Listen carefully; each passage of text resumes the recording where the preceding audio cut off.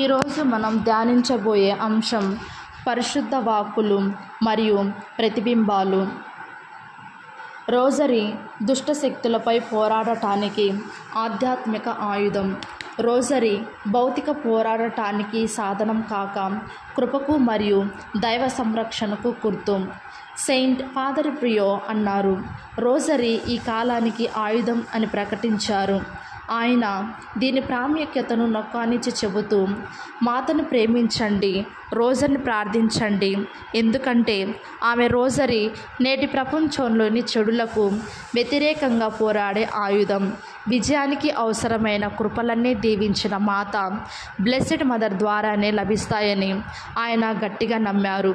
అదేవిధంగా సెయింట్ హూషే మరియ కూడా పరిశుద్ధ రోజరీ ఒక శక్తివంతమైన ఆయుధం, దీని విశ్వాసంతో ఉపయోగించండి, ఫలితాలు చూసి మీరు ఆశ్చర్యపోతారు అని బోధించారు.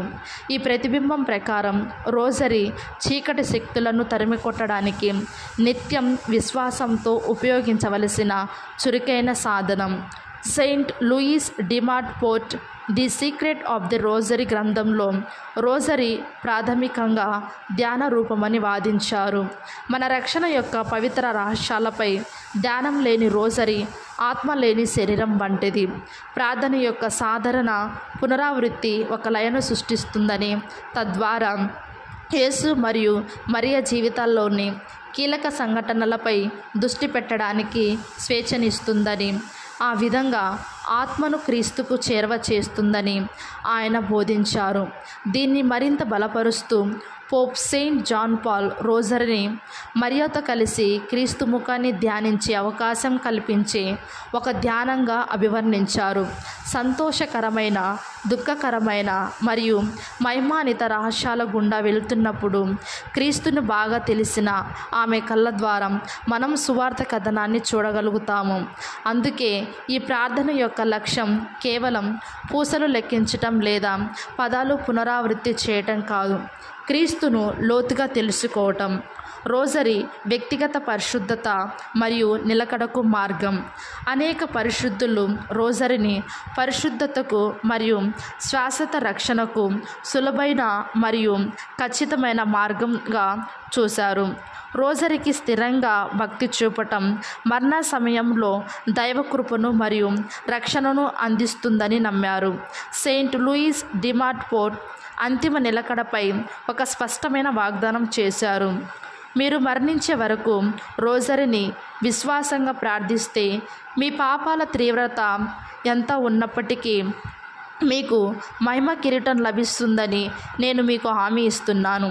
రోజరీ ద్వారా లభించే కృప చాలా శక్తివంతమైంది కాబట్టి అది ఒక ఎంపికను బలవంతం చేస్తుందని ఆయన నమ్మారు. ఎవరు నిరంతరం పాపంలో ఉంటూ రోజరీని ప్రార్థించలేరు. వారు పాపాన్నైనా వదులుకోవాలి లేదా రోజరీనైనా వదులుకోవాలి. పోప్ సెయింట్ జాన్ ఈ భక్తిని నిజమైన క్రైస్తవ పరిపూర్ణతను నేర్పే పాఠశాల అని సులభంగా పేర్కొన్నారు. దీని ద్వారా ఆత్మను క్రీస్తు మరియు మరియ యొక్క సద్గుణాలను ధ్యానిస్తూ క్రమబద్ధతలో సద్గుణంలో ఎదుగుతారు అని అన్నారు. సెయింట్ హూషే మరియా చెప్పినట్లు పరిశుద్ధ రోజరీ ఒక శక్తివంతమైన ఆయుధం, అందరూ ప్రార్థించండి అని అన్నారు.